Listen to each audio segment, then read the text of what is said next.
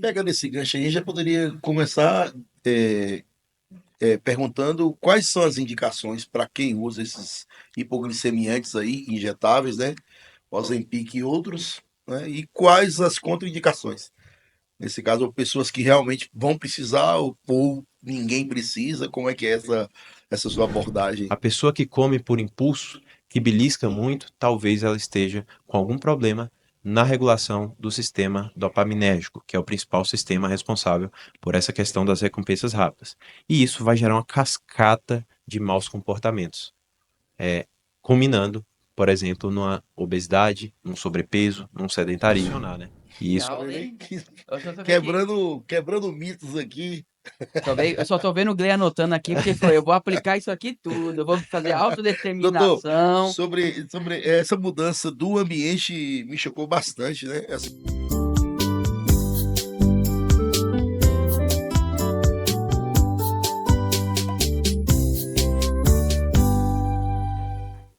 Obesidade. Estima-se que daqui a 20 anos, metade dos brasileiros vão ser obesos.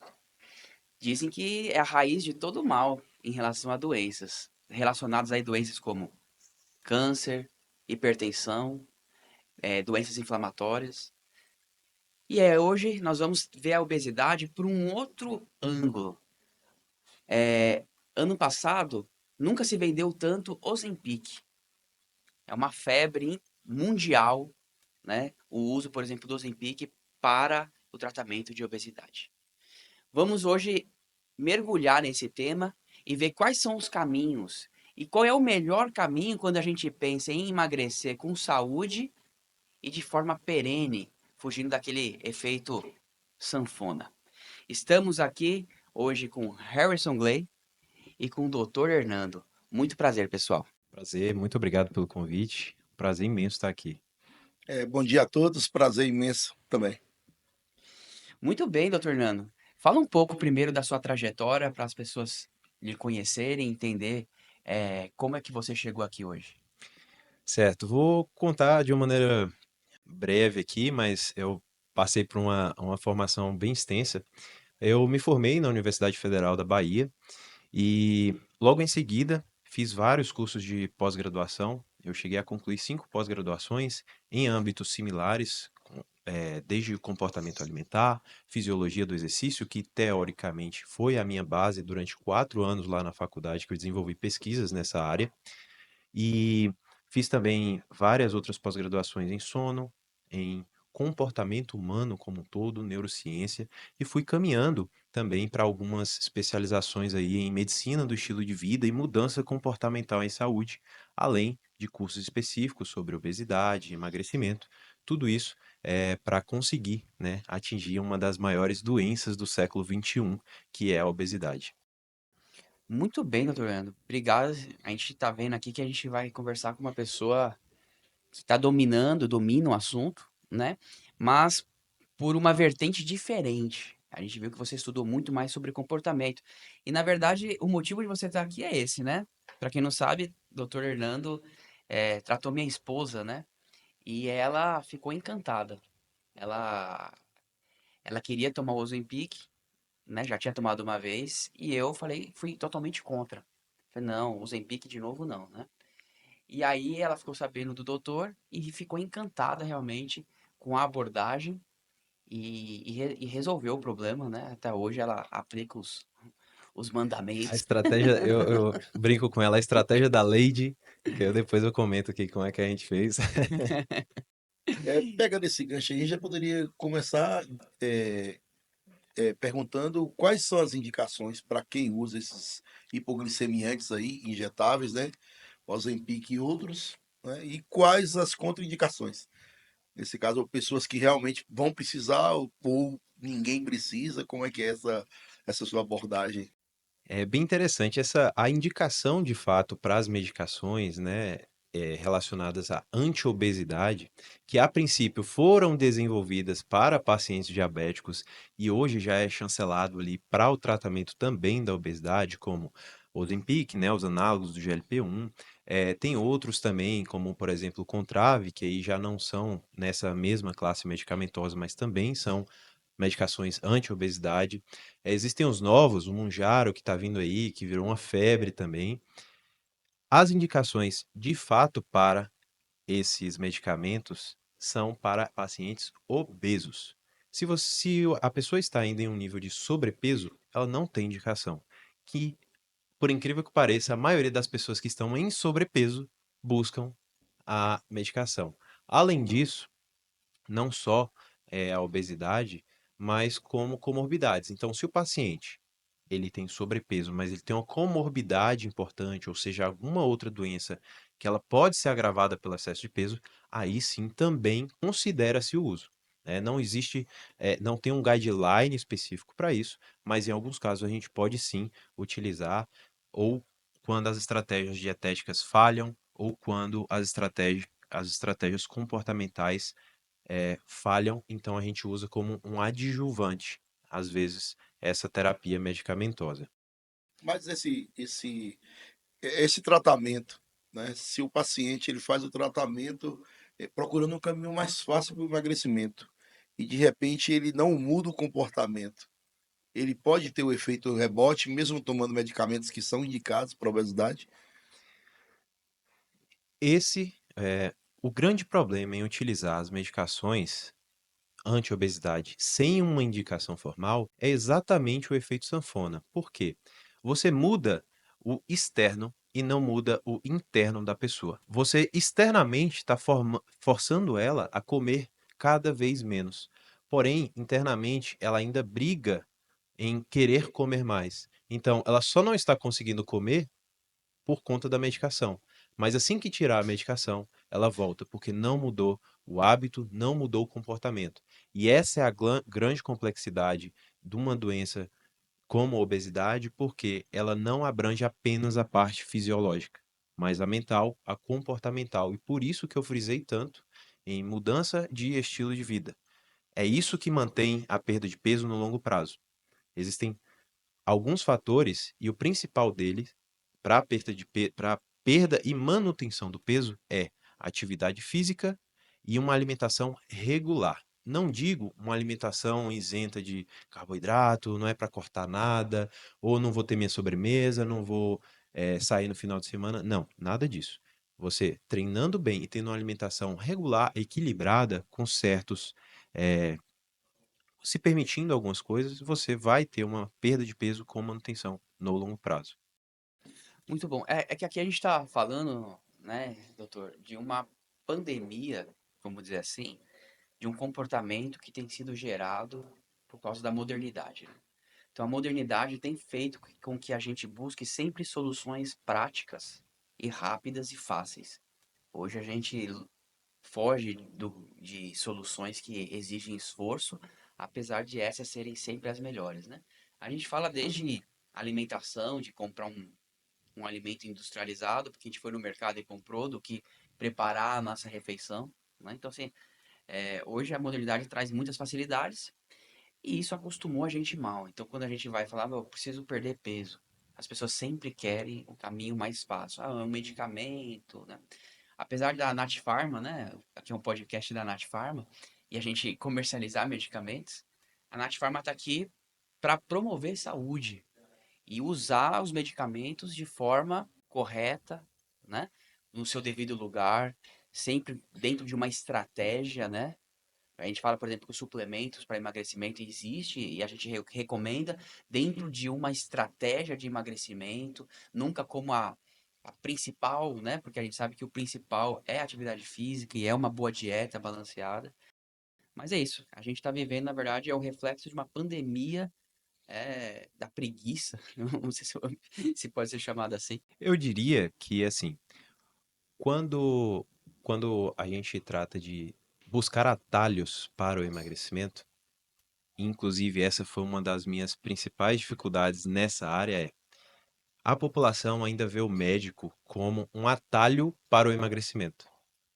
Então, chegava paciente que tentou várias vezes, talvez não na melhor forma, mas ia no nutricionista, mudava de nutricionista, mudava, porque tinha vergonha de voltar, né? Porque não cumpria o que foi devido. e utilizo o médico como uma última esperança. Eu tentava educar os pacientes quanto a isso, a última esperança, porque ele já tentava várias e várias vezes. Eu não vou me delongar muito na parte do comportamento humano, porque ele é muito complexo. Mas o cerne de tudo está está nas recompensas rápidas que a gente tem no cotidiano. Ou seja, o seu celular pode influenciar o seu comportamento alimentar, a forma como você dorme pode influenciar o seu comportamento alimentar, o ambiente que você está também pode influenciar o comportamento alimentar. E isso vai além de qualquer dieta. Eu posso dar a melhor dieta para você, mas se o seu ambiente, seus comportamentos não estiverem alinhados, você não muda. Então, do ponto de vista da maioria da população, o médico acaba se tornando um atalho, as medicações se tornando um atalho, os suplementos como atalho, mas minha visão é diferente. Eles são adjuvantes. Como a doença é muito complexa, eles funcionam como adjuvantes. Lógico que num contexto de indicação formal, paciente de altíssimo risco cardiovascular, vai sim utilizar a medicação anti-obesidade como principal terapêutica, mas sempre com equipe multidisciplinar, utilizando medicações e suplementos de forma adequada e racional. Eu já peguei prescrições de milhares de reais de suplementos. Isso a gente até conversou, né? Para a farmácia é interessantíssimo. Contudo, se a farmácia também está preocupada com o ponto de vista saúde, vai se preocupar com isso também. Não é dinheiro por dinheiro. É você saber que está fazendo certo e que está sendo bem remunerado por isso. É uma das perspectivas. Agora, quando se trata eh, de recompensas imediatas, só para você ter uma noção, por que que o celular é tão viciante? Ele está o tempo todo fornecendo recompensas rápidas. O Reels, por exemplo, no Instagram, você está passando ele, são recompensas variáveis e imprevisíveis. É o mesmo mecanismo do cassino. Pessoa viciada no cassino, ela fica na imprevisibilidade da recompensa, ou seja, ela não sabe o que está vindo próximo. Pode ser bom, pode ser ruim. Essa dúvida gera o vício e acaba gerando vício em vários comportamentos, tornando cada vez mais impulsivo, cada vez mais ansioso. Então, a pessoa que tem o vício no celular, com certeza está refletindo alguma forma na vida dela. Ele é um sintoma de que as coisas não estão certas. A pessoa que come por impulso, que belisca muito, talvez ela esteja com algum problema na regulação do sistema dopaminérgico, que é o principal sistema responsável por essa questão das recompensas rápidas. E isso vai gerar uma cascata de maus comportamentos, é, culminando, por exemplo, numa obesidade, num sobrepeso, num sedentarismo. E isso é, leva para vários malefícios. Entra nesse assunto aí que você falou de qual a melhor dieta diária. Não existe, eu sei que não existe uma regra para cada paciente que quer emagrecer, principalmente os que estão obesos ou, né, sobrepeso. Mas assim, tem um mito que fala, você tem que comer várias vezes ao dia, né? A cada 3 horas, fazer um lanche pequeno para que não faça grandes refeições e coma muito em um certo momento. E tem outras pessoas que falam, defendem a questão do jejum prolongado, né? E tem outras pessoas que falam que é melhor só 3 vezes ao dia. Como é que você vê essa questão vamos dizer, dessa dieta diária com os alimentos?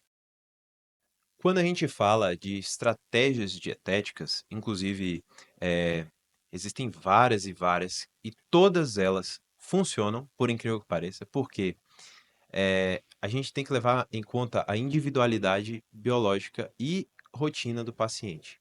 Se eu falo para você, no meu caso, um plantonista, né? Um médico plantonista, eu vou falar para comer de 3 em 3 horas. Ele não vai comer. Ele não vai.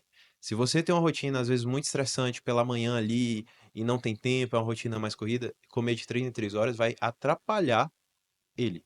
Então, muito além da resposta fisiológica, do melhor ou pior, você tem que entender o que cabe na sua rotina. Isso é fato para todo paciente. É um mito muito grande essa questão de comer de 3 em 3 horas, contudo, Mas tem muito profissional que ainda fala isso. Assim, infelizmente. recentemente um amigo meu falou que a nutricionista dele passou pra comer de 3 em 3 horas. Eu falei, não é possível que tem gente falando isso ainda. Não, impossível. Porque, assim, é triste ver isso. Por quê? É, Quando a gente fala de comer de 3 em 3 horas, talvez haja um erro de interpretação, às vezes por parte do profissional, de que quando você tem um estímulo proteico, ou seja, você come proteína naquela refeição, com uma quantidade mínima ali de aminoácidos para a sinalização da síntese proteica, é sim interessante fracionar a refeição. Então, vamos supor, você come 3 vezes ao dia, 60 gramas de proteína, não é tão otimizado, não quer dizer que é ruim, mas não é tão otimizado quanto uma pessoa que come 30 gramas divididas em 5 refeições, por exemplo. Mas isso é um diferencial apenas para atletas, alguém que busca performance. Vale a pena fracionar as proteínas, não necessariamente refeição. Porque olha que interessante Mas tem a ver com a quantidade de proteínas. síntese proteica.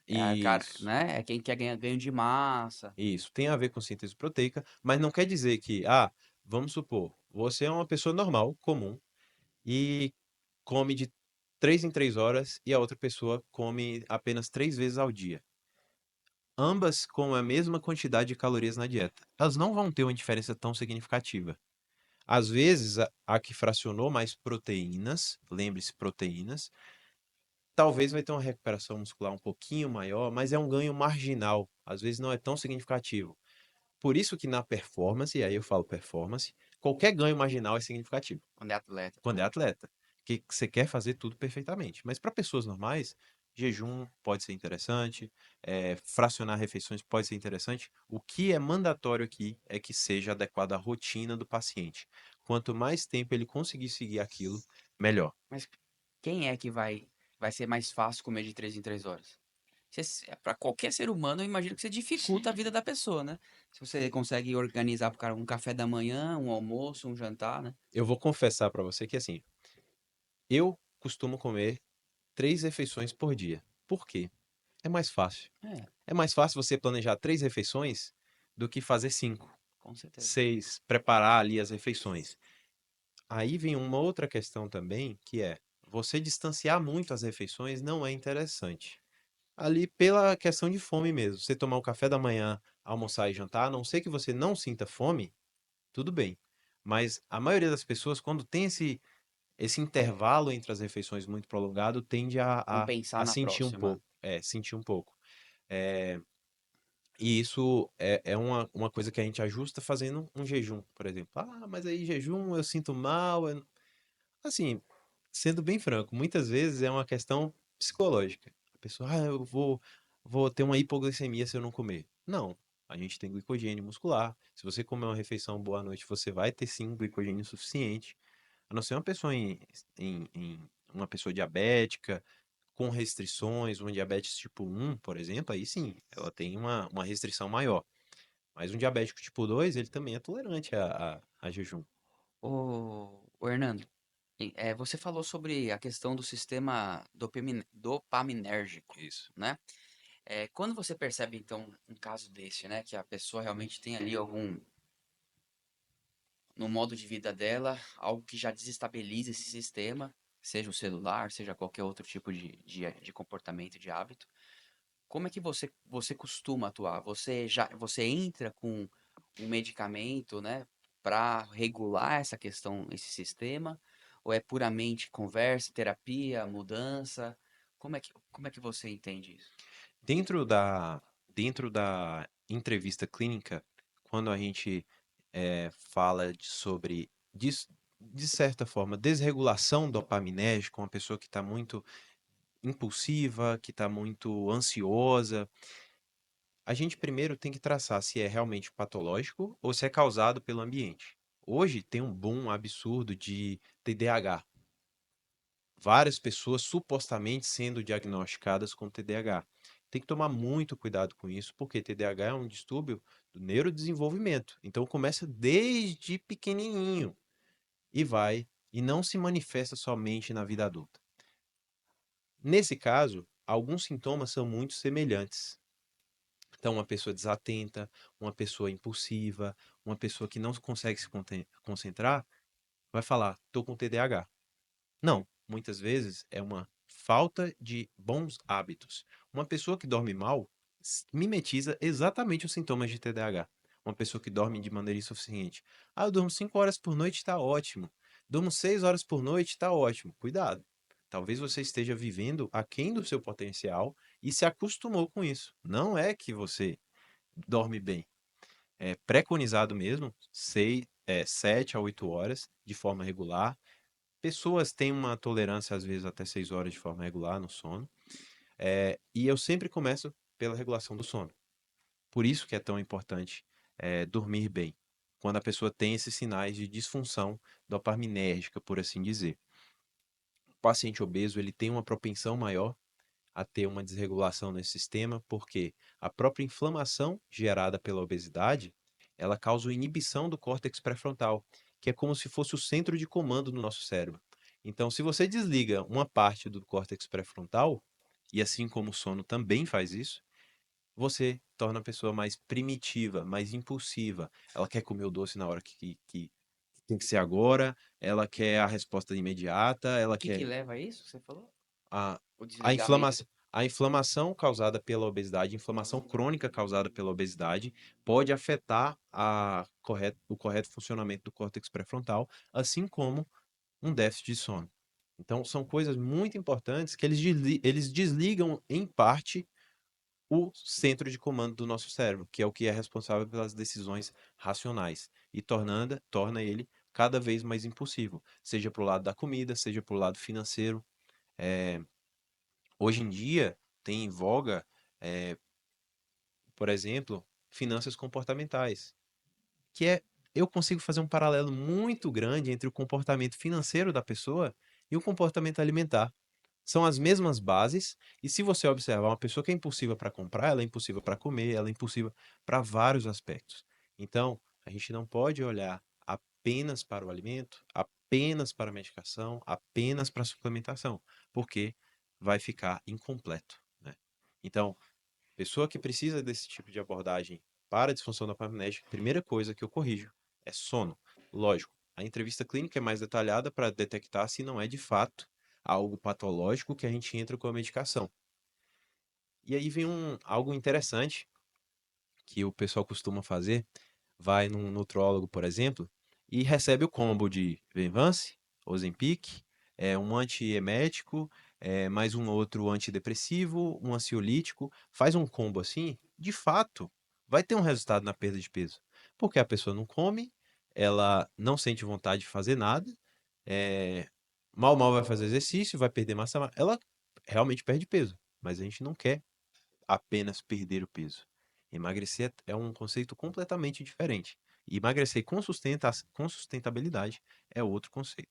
Então, o Venvance funciona muito bem nesse aspecto, porque meio que tira a vontade. Ele já dá essa dopamina, então a pessoa fica mais tranquila, ela consegue ficar mais focada, ela consegue ficar sem comer, não fica Essa questão impulsiva. da suplementação é interessante. Eu vejo assim, a demanda nossa farmacêutica e da farmácia, né, dos nossos pacientes e clientes, eles às vezes falam assim: ah, Glenn, eu tô com 40, tô sem força para ir para academia, eu preciso aumentar o meu metabolismo, né, para sempre pedindo adjuvantes, né?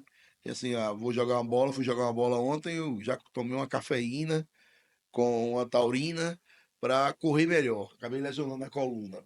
Mas assim, até que ponto você entra com os adjuvantes, com a suplementação? Não tem idade ou tem necessidade? Como você vê isso? É muito interessante que isso acontece mesmo, né? "Ô, doutor, eu tô precisando de uma vitamina, tô precisando de um negócio para dar energia. Tô precisando de corrigir várias coisas que, olha, a maioria é corrigida pelo hábito, né? Comportamentos, bons comportamentos. Contudo, eu não vou negar. Chega o paciente assim, ah, eu preciso de tal coisa, ó. Vamos fazer isso. Você corrige essa base. Eu coloco um adjuvante aqui, que muitas vezes não precisa colocar numa dose alta. De fato, tem algumas suplementações que têm efeitos interessantes, a nível de regulação do cortisol, a nível de regulação ali do sono, mas os adjuvantes para corrigir a base, não é para dar a energia que ele quer. E eu friso muito que o que vai dar o resultado é uma boa noite de sono, uma, uma dieta equilibrada, uma atividade física, isso sim vai dar a energia que ele quer. Não é o suplemento. O suplemento, ele está ajudando a você conquistar essa base. Então, a gente tem que dissociar no discurso que é o suplemento que dá energia. A cafeína é o único que realmente assim dá energia mesmo, né? Imediata. A imediata, né? Que tem aquela é mais sensível. Ela pré-treino e tal. Tem outros que aí já são mais relacionados à medicação e tudo, como pré-treino, estimulantes do sistema nervoso central, mas de forma de suplemento mesmo, eu prescrevo com segurança ali, numa margem segura, mas eu friso muito no discurso de que é o hábito que vai ser melhorado pelo suplemento e não é o suplemento que vai dar energia. Então eu tento colocar isso para que ele saiba, não atrele o efeito à medicação ao suplemento, entendeu? Mas assim, doutor, desculpa, só para complementar. É, essa questão de suplementação, existe um outro adendo que eu acho que é o que faz a gente ser muito a favor, é a questão da praticidade, né? A questão, existem discussões também de, né, a qualidade hoje da terra, né? Que existe a nossa terra que às vezes falta alguns minerais, dizem do magnésio, por exemplo. E também hábitos alimentares, que esses são um pouco mais complexos de você conseguir corrigir, né? Então você assim, você pegar uma pessoa que não gosta de comer todas as verduras, e mudar esse hábito, é uma mudança mais brusca para a pessoa, porque envolve já a sensibilidade, né, de sabor, e tal. Nesse sentido, né, não faz sentido ele entrar dentro da uma alternativa, né? Então, por exemplo, poxa, eu preciso realmente que essa pessoa tenha melhores antioxidantes, porque a alimentação dela, por mais que eu mude, é uma pessoa que não gosta de comer muita verdura, né? Então eu vou acrescentar aqui um antioxidante completo com antioxidantes primários, né? Um SOD, né? Uma Catalase. catalase, junto com algumas vitaminas, que vitamina C é um pigmento, né? Com o picnogenol, uma astaxantina, enfim, fazer um, um suplemento antioxidante ali para um caso como esse. E outros, ó, o magnésio, poxa, eu vou prescrever aqui um blend de magnésio. Enfim, não faz sentido para esse tipo de situação? Essa suplementação, a fim de corrigir os déficits causados pelo hábito ruim, eu faço com muita tranquilidade, que nem eu falei, mas eu não gosto de utilizar como forma alternativa. Como minha abordagem é de longo prazo, enquanto eu estou prescrevendo aquilo, enquanto ele está voltando no meu consultório, eu estou batendo na tecla. Porque a pessoa, um adulto, aí falando de adulto, maturidade. Ah, eu não gosto de comer verdura. Ah, eu não gosto de comer salada. Reveja, tem que começar a amadurecer. Por quê?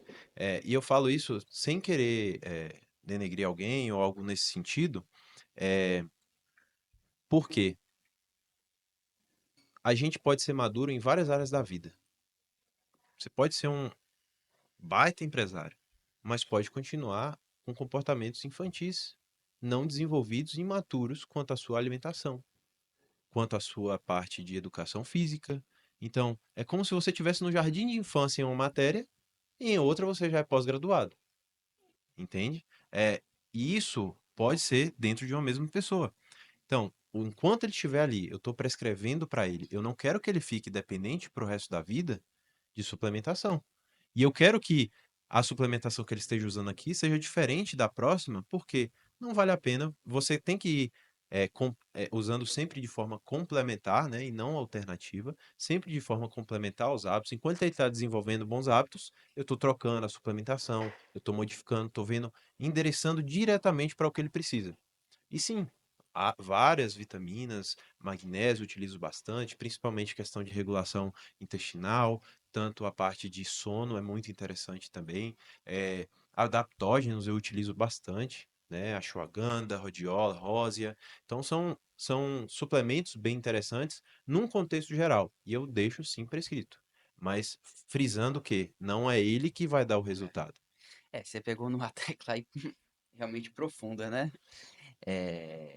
Realmente que é a psicologia de cada um, né? A maturidade de entender que o ser humano adulto precisa entender que para conseguir algumas coisas, né, tem o seu preço, né? Exatamente. Mas essa seria a minha próxima pergunta, porque assim, a gente vê que assim, a questão é mais embaixo, né? Uhum. Então vai ter gente lá, por exemplo, você fala assim do sistema dopaminérgico, aí você começa a tratar o sono e tal, mas talvez tenha situações que existe aí questões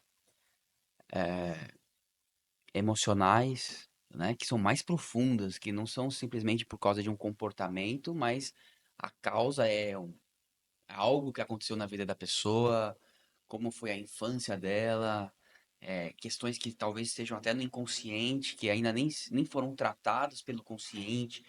Nesses casos mais profundos, né, você costuma encaminhar para um psicólogo? Como é que você trabalha nesse sentido? Existem protocolos muito bem adaptados para obesidade em específico.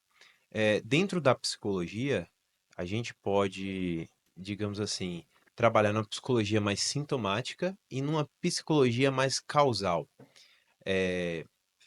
Lógico, o psicólogo vai ter muito mais propriedade para falar disso do que eu. Porém, eu estudei TCC e ACT, que são abordagens da psicologia, são métodos que focam mais numa sintomatologia. Eu não vou me dedicar demais como é que foi sua infância, que pode ser um trauma aqui que desenvolveu. Não. Mas existem abordagens que, mudando a forma como você pensa, ou seja, cognição, teoria, terapia cognitivo-comportamental, essa ACT é a terapia de aceitação e compromisso. Então, são várias abordagens da psicologia que focam em consertar o seu comportamento e cognição naquele momento. E tem um efeito excelente, que é, por exemplo, que a gente trabalhou com Bia. Não necessariamente precisa ser o psicólogo. Até a ACT, por exemplo, a terapia de aceitação e compromisso, se a pessoa estudar, ela consegue se auto-aplicar.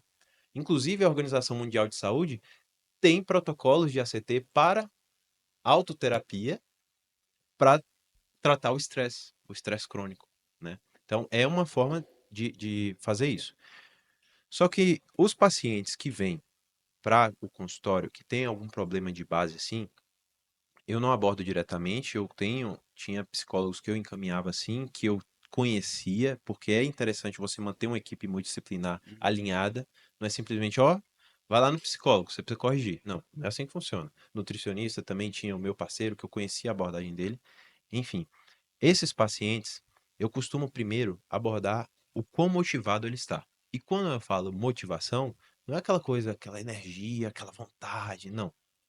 Motivação é motivo para ação.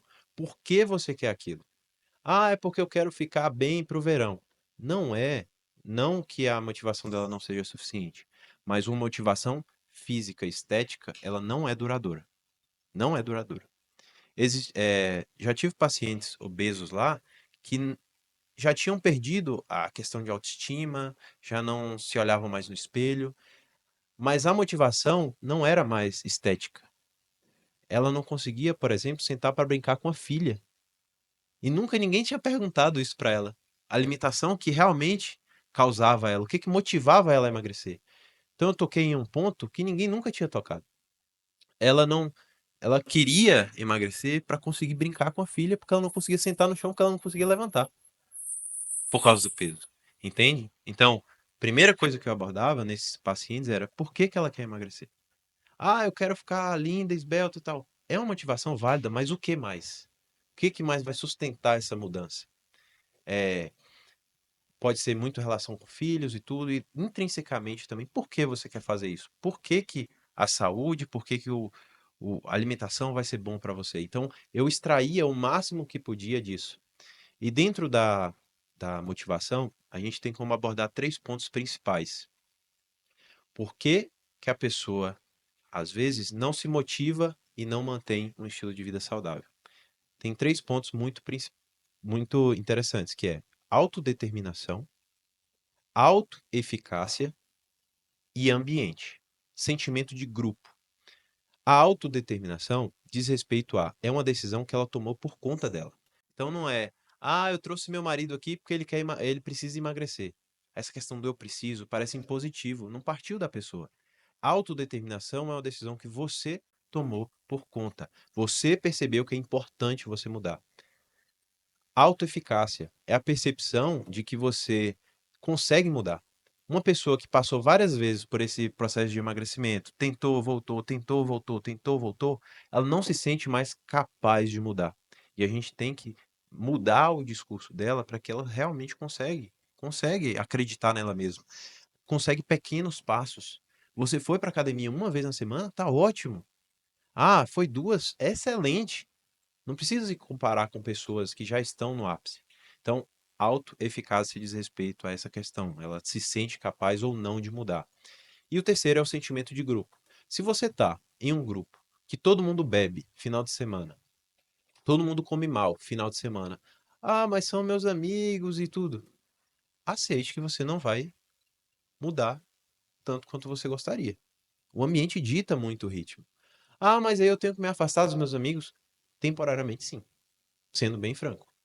A não ser que você tenha uma motivação homérica aí, e queira realmente brigar Eu contra conheço isso. gente que consegue, mas é raro. Não, é O isso, cara que consegue botar um muro, tá todo mundo bebendo, e fala, não, eu não exato. vou beber. É E o muito, cara não mas a bebe. motivação dele, provavelmente, é muito forte. Numa pessoa que vem de forma desmotivada às vezes, se tem muita irregularidade nisso, é melhor você não se expor a esse ambiente. Uma pessoa que é disciplinada, não é a pessoa que resiste. Não é a pessoa que tá vendo chocolate e resiste. Ela não é, ela não é essa a disciplina. A disciplina é você evitar que isso afete. É evitar que esse ambiente seja é, ameaçador para você. É não ter o chocolate, é não ir beber e tudo. Em ambientes que tem muita bebida, que tem farra, até que você consiga criar uma identidade de alguém que realmente não vai fazer parte daquilo. Eu não bebo. Hora ou outra ali, um vinho, alguma coisa. Eu não bebo. E eu não me importo mais em estar várias pessoas bebendo. Mas isso foi um treino. Eu já estou capaz, já me identifico como alguém que não bebe. Agora, se você está tentando mudar o hábito, você precisa, temporariamente, se afastar. Uma vez que estiver consolidado, você vai expondo novamente aos poucos. Assim como doce e tudo. Ah, sou viciado em doce. Não existe vício em doce. Mas se você tem uma sobremesa na sua geladeira, você sabe que tem a sobremesa, você vai ficar com vontade. É melhor não comprar, né? Exato, é o melhor não comprar. Ou então, ser bem estrito em criar regras, em vou comprar apenas na sexta-feira. E aí você tem uma esperança de que você vai comer aquilo. Mas na sexta-feira foi estipulado, foi o quê? Autodeterminado. Você criou essa autodeterminação. E uma vez que você faz isso e realmente cumpre na sexta-feira, você se sente autoeficaz. Você conseguiu fazer isso. E terceiro, o ambiente mudou, que foi a sensação de grupo, de tribo. É sempre bom ter pessoas alinhadas com você, vai facilitar muito mais. Parceiro de treino, pessoa que te chama pra, em vez de, ah, bora tomar um ali no final de semana. Poxa, bora almoçar em tal lugar? Uma coisa diferente, entendeu? Bora almoçar em tal lugar? Aí você come melhor ali e tal. Então, existem concessões que a gente precisa fazer, pelo menos até transicionar, né? Que Tá aula, vendo aí? hein? Eu só tô vendo aqui. Quebrando mitos aqui. Eu só tô vendo o Gley anotando aqui, porque foi, eu vou aplicar isso aqui tudo. Eu vou fazer Doutor, autodeterminação. sobre essa mudança do ambiente me chocou bastante, né? Assim, eu acho que, não sei se é um prêmio, assim, tem pessoas que tá no nível de malhar, né? Ou tá com uma condição física excelente que ele se permite até ultrapassar, mas é que isso não afete a produção dele, não de atleta, mas a produção dele na academia durante a semana, tal, que de entre aspas acaba afetando um pouco, né? Uhum. Isso eu acho que é bom desmistificar, porque assim, tem pessoas que gostam de malhar muito, mas justamente para ele ter Uma uma, reserva. uma reserva para o final de Mas eu semana. acho que é desculpa. Na prática, o cara gosta, né? É, Porque o mas cara que. É o que ele fala assim: tem coisa que a motivação não sustenta. Aham. Se a motivação fosse só essa, não eu vi sustentava. eu conversando, eu vi uma nutricionista ou uma enfermeira na internet, né? No Rios do Instagram, e ela fez um teste usando comendo doce puro e depois comendo doce com proteína, né? E testando a glicose capilar. E ela fala que quando você come 2 ovos antes ou 3 e depois come o mesmo doce, mesmo aumentando a calorias com a proteína, o nível glicêmico subiu menos do que quando come só bombom puro roubado ali da geladeira. Isso é mito ou é verdade? Olha, fisiologicamente, quando você associa alguma, algum outro macronutriente junto ao carboidrato simples, você vai ter uma resposta diferente, sim. Então, você comer um doce com alguma, ou antes de comer o doce, comer uma proteína, sim, vai ter uma resposta diferente. E aí a gente entra no conceito de índice glicêmico e carga glicêmica. O índice glicêmico dos alimentos é fixo. Então, o açúcar tem um, a batata tem outro, cada um tem o seu. Se a gente for olhar de forma isolada, uma, uma bala vai ter um índice glicêmico altíssimo. Contudo, quando você associa com uma proteína, de preferência comer algo antes de comer o doce, o açúcar, sim, você vai ter uma diferença na carga glicêmica, o quanto aquilo de fato eleva a sua glicemia. Não é, então, é Mas isso por verdade, quê? Porque retarda a absorção? porque retarda a absorção e ela, de certa forma, compete com a parte glicêmica. Então, enquanto está sendo absorvido ali, a glicemia não sobe de maneira tão rápida quanto se fosse de maneira isolada. Por quê? Logo, a gente começa a digerir carboidratos, por exemplo, logo pela amilase aqui na boca. Então, na boca você já começa a digerir carboidratos. A proteína não, ela leva um tempinho para ser digerida. Então, carboidrato de forma isolada, ela vai ser absorvida muito rápido e vai levar os níveis Por glicêmicos isso muito que rápido. é tão importante a fibra, né? Que aí você tá lá com arroz e tal, aí você tá comendo junto um alface, uma couve, aquela A Exatamente. história de mistura, o comer bolo um que pão forma. puro e um pão com uma carne dentro com uma folha de alface. Nossa, eu falo isso para os pacientes direto. Não pode tirar a folha de alface da Ó, coisa. uma da, Duas ó, rodelinhas de tomate e uma uma folha de regra, alface. eu falo assim para o paciente, uma regra básica, e eu falo que é o mantra lá do consultório. Toda refeição tem que ter uma proteína. Toda refeição tem que ter uma proteína. Até o paciente não ficar catequizado com isso e não levar isso para a vida, é o tipo de paciente que eu brinco assim, de vez em quando o paciente, poxa, mas eu preciso de uma proteína. Ele fica já pensando no que ele vai comer, mas ele precisa de uma proteína. É esse o pensamento que ele precisa. Por quê? No final das contas, se você comer uma boa quantidade de proteínas, você vai ter uma boa síntese proteica, você vai manter pele e flâneros, pele, unhas, cabelo, todos de maneira adequada. Você vai ter uma boa função como um todo, vai ter melhores níveis de glicemia. Então, batendo a proteína, o resto a gente vai ajeitando.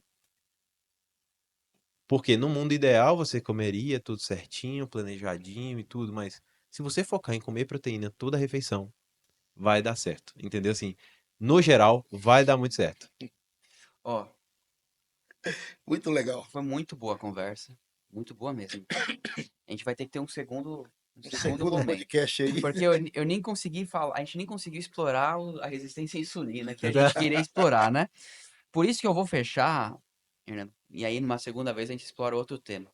Sobre como é que a genética, né, ela entra nessa história. Porque assim, por exemplo, já tem casos, né, que existem de fato deficiências em algumas enzimas, né, e que isso leva a alguns problemas, às vezes até psicológicos, porque falta síntese de serotonina, né? Então a pessoa precisa de fato, é um caso que a pessoa parece precisa de fato suplementar, porque aquela enzima dela não é suficiente, aí ela tem que suplementar um metabólito já posterior na cascata, né? Uhum. E outras pessoas que de fato têm, por causa disso, dificuldade, né, de ingestão. Por exemplo, assim, eu tenho um amigo que foi lá, fez o exame e deu lá que ele tem uma dificuldade absurda de metabolizar carboidrato, né? Então, assim, a forma que é um caso ainda atípico, além de ter carboidrato, esse cara metaboliza mal, né? Então, assim, como é que você vê agora isso no seu consultório, essa adaptação, né? Porque a gente só sabe isso à base de exame genético. E nem sempre, né, é feito esse exame genético para entender essas, essas diferenças, né? Como é que você pensa nisso no dia a dia? Os fatores genéticos têm uma influência muito grande no perfil da obesidade, ou no perfil de fome, ou no perfil comportamental de fato dos pacientes. E dentro do consultório, através de uma investigação mais de história e também da história familiar, a gente consegue ter uma noção. Dificilmente, principalmente no interior, você vai ter exames muito acurados. Hoje em dia já se fala-se de medicina de precisão, tratamentos específicos para determinados perfis genéticos e tudo. Não é algo que eu tenho trabalhado com muito afinco. Eu me dedico muito mais à parte comportamental, mas reconheço que é uma área muito promissora e tem bastante a ser estudado, a ser investigado. Eu não utilizo ainda nenhuma terapia muito específica para fatores genéticos, mas eu reconheço que muitas vezes não né, quando é uma obesidade muito resistente ou tem um fator ali, eu tenho que mudar minha abordagem, porque eu reconheço que tem um fator genético envolvido. Suplementação de vitaminas e tudo, a gente consegue ver, mesmo nos níveis de exames, uma vez que você suplementa e não está subindo, a gente faz inferências quando não tem diagnósticos muito precisos ali na parte genética. Por quê? Eh, Geneticamente, a gente vem programado com alguns genes, mas o efeito da epigenética, ou seja, o que vai manifestar ou não, depende do ambiente. Sim. Então, uma família de pessoas obesas vai ter uma tendência à obesidade? Vai. Mas não é obrigatório essa pessoa manifestar isso. Se ela conseguir, de forma sair do ambiente obesogênico, já se fala-se disso, um ambiente obesogênico, ela tende a não manifestar aquilo. Ela vai ter uma facilidade muitas vezes para ganhar peso? Vai. Seu ambiente é obesogênico, viu? É, Ah, só- olha, Eu vou ter que abandonar meus irmãos, minha irmã, minha mãe, vou morar fora porque não tá ó, vou dando. dar um exemplo, vou dar um exemplo. Eu já tive um paciente que a família colocava desde pequenininho doce na mochila da escola. Coisa assim, 7, 8 anos. É o tempo todo, lanchinho, bolinho, aqueles bolinhos do Bob Esponja, aqueles bolinhos ali, e vai colocando na lancheirinha, açúcar, açúcar, açúcar, açúcar. Chegou com 20 e poucos anos, o paciente ficou dependente. Não chega a ser um grau de vício, mas veio o fator cultural dele, veio o fator familiar, veio o fator genético. Então a gente não pode mudar isso drasticamente. É um paciente que vai ser mais difícil, naturalmente. Então, fatores Passou a vida genéticos comendo são muito doce. importantes. Fatores genéticos são muito importantes, mas não são deterministas. Muito bom, doutor. Muito obrigado. O que que nós vimos hoje, né? Nós vimos aí hoje que emagrecer de forma saudável e emagrecer de forma perene e sustentada precisa mudar comportamentos, né? Se a gente ficar dependendo aí de medicamento e suplemento, a gente vai ver que nosso emagrecimento pode acontecer, mas não vai se sustentar e nem sempre acompanhado com saúde. Claro que suplementação tem o seu, tem seu lugar, né? Tem sim, tem sim. E de fato ela são atalhos que podem facilitar ainda mais quando existem aí dentro do contexto, né, de cada paciente Utilizados de forma racional, né? racional. E sendo assim, é, a gente precisa pensar com carinho, né, quais são os comportamentos que estão levando a gente a ter mais compulsão e aí ver aqui a autodeterminação, Alta eficácia autoeficácia e e, o ambiente. e como está nosso. Mas tem um outro nome que ele deu. Eu falei, é uma sensação, Ambiente. é como se fosse uma sensação de tribo, é sentimento de que você está no lugar certo, com Exatamente. pessoas certas. E se você quer mergulhar de forma pessoal, entre em contato com o Dr. Hernando. Nós vamos deixar aí nas descrições, né, no nosso canal, o contato dele. O Dr. Hernando, inclusive, pode atender por telemedicina, né? Então, mesmo que você esteja aí, não aqui na região de Vitória da Conquista, que é onde nós residimos, você pode, em qualquer lugar do Brasil, ter o atendimento aí de Dr. Hernando. E muito obrigado e vamos marcar a próxima. Com certeza, estou à disposição. Agradeço demais, foi um papo bem interessante. Gostei bastante de ter vindo. também agradeço ao doutor Hernando, né, e como farmacêutico, né, aqui da Nat Pharma, como o próprio doutor falou, vamos fazer o seu tratamento com parceria, né, e com multiprofissionalismo, né. Lógico que a gente aqui na Nat Pharma preserva com essa saúde, a gente fala muito em suplemento, na necessidade do paciente de pedir suplemento, mas nem todos que vêm até a gente aqui, a gente acaba indicando, né. Tem parceiros igual o doutor Hernando que a gente acaba falando: "Olha, por que você não procura esse médico? Ele é bem melhor do que você está tomando suplemento e gastando dinheiro sem nenhuma eficácia ou alta eficácia, né?". O próprio paciente tem que medir isso. Muito obrigado mesmo pelas informações, doutor Hernando. E é assim a gente encerra mais um Receita de Saúde da Nath Pharma.